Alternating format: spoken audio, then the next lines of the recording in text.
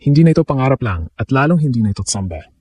Isang malaking pagsabog ang gumulantang sa tennis world ngayong 2026 matapos ilang paso ng ating Pinay Pride na si Alexandra Ala, ang world-class veteran at 2024 Paris Olympics silver medalist na si Donna Vekic sa ASB Classic.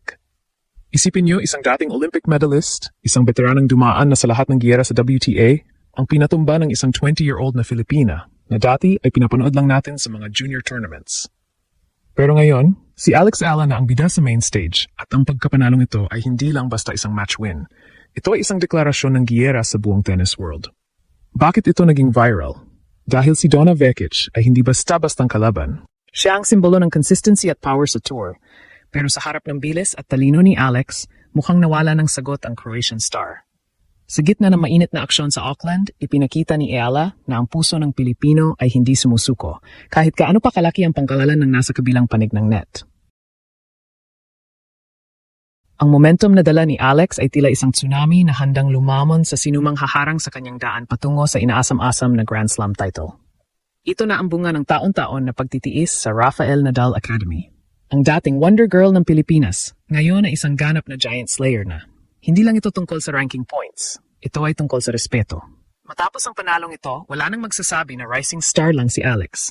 Siya ay isa ng seryosong banta sa top 20 ng WTA. Ang bawat palo niya, bawat sigaw ng laban, at bawat point na kinuha niya laban kay Vekic ay nagsilbing mensahe. Ang Pilipinas ay hindi na lang basta nanood. Tayo na ang nagpapatakbo ng laro. Sa pagkakataong ito, hindi lang ang Pilipinas ang nakatingin.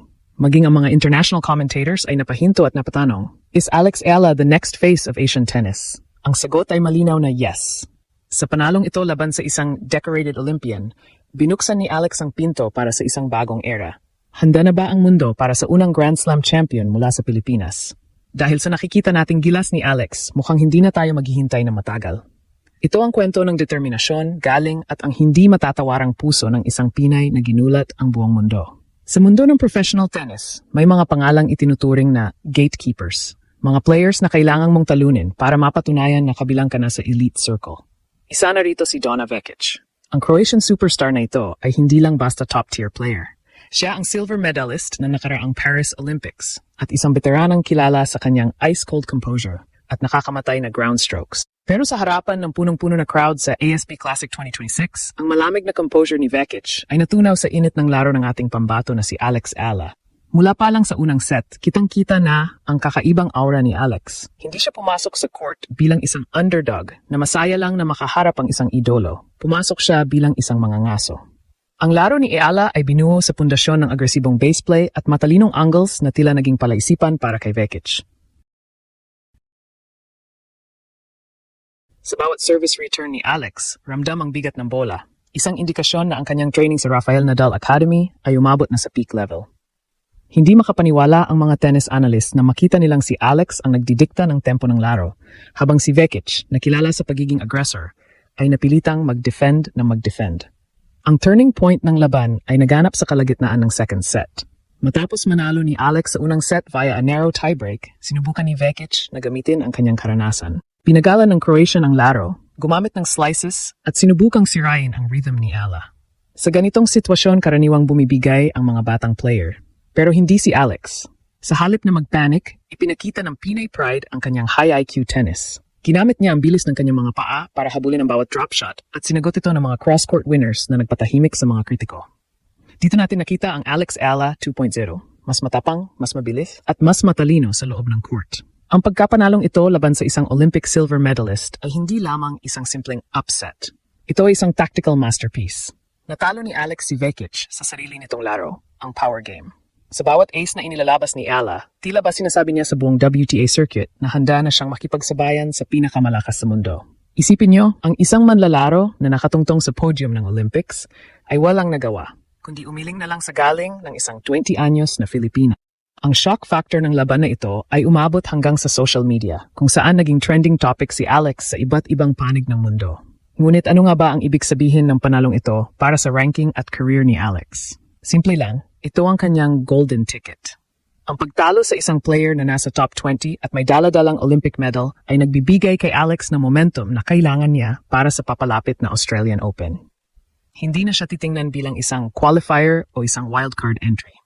Ngayon, ang pangalang Alexandra Ayala ay nakasulat na sa listahan ng mga players na must-watch at dangerous floater sa anumang tournament. Ang tagumpay na ito sa Auckland ay simula pa lamang ng isang mas malaking kwento. Isang kwento kung saan ang isang batang nangarap lang noon sa Manila ay unti-unti nang nagiging reyna ng world tennis. Ang taong 2025 ang nagsilbing breakout year ni Alex na naglagay sa kanya sa mapa ng Elite 10. Sino ang makakalimot sa kanyang Cinderella run sa Miami Open? Bilang isang wildcard na nasa lababas ng top 100, walang sinuman ang nag-akalang lalamunin niya ang mga higante. Pero isa-isang pinaluhat ni Alex ang mga pangalang dati ay sa TV lang natin napapanood. Una niyang sinilat ang 2017 French Open champion na si Jelena Ostapenko, isang player na kilala sa kanyang power hitting style. Hindi natakot si Alex. Sinagot niya ang bawat palo ni Ostapenko ng mas matinding grit. Sinundan ito ng isa pang shocker nang talunin niya ang 2025 Australian Open champion na si Madison Keys. Ngunit ang pinakamalaking pasabog ay nang pabagsakin niya ang Norway World No. 2 at 5-time major winner na si Iga Swiatek. Doon napatunayan ng buong mundo na ang batang ito mula sa Pilipinas ay may taglay na Champions DNA.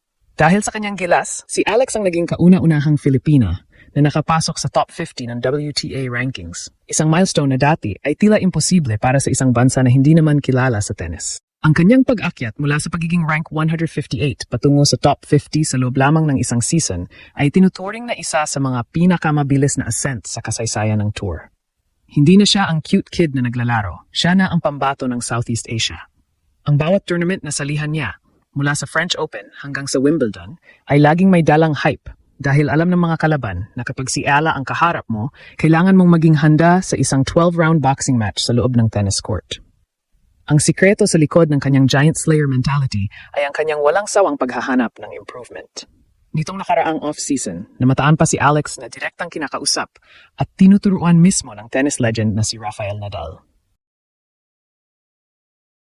Ang mga tips mula sa isang 22-time Grand Slam champion ay tila naging cheat code para sa kanya. Ipinakita ni Alex na hindi hadlang ang pagiging galing sa isang maliit na tennis nation para makipagsabayan sa mga superpower ng sports. Ang kanyang rise to fame ay hindi lang kwento ng sports. Ito ay kwento ng isang buong bansa na muling nangarap na makita ang watawat ng Pilipinas na itinataas sa gitna ng Wimbledon o US Open. Ngayong 2026, ang focus ni Alex ay Crystal, ang Grand Slam. Ang pagkapanalo kay Donna Vekic ay mensahe na hindi siya titigil hanggat hindi niya hawak ang major trophy. Sa bawat laban na isinisigaw niya, ramdam ng mga fans na ang tagumpay ni Alex ay tagumpay ng bawat Pilipino. Ang kanyang rise ay hindi pa tapos. Ito ay patuloy na umaakyat sa rurok na walang sinuman sa atin ang nakarating pa. Mula sa pagiging Wonder Girl, si Alex Ayala ay isa ng ganap na reyna at ang mundo ay nagsisimula pa lang makita ang tunay niyang bangis.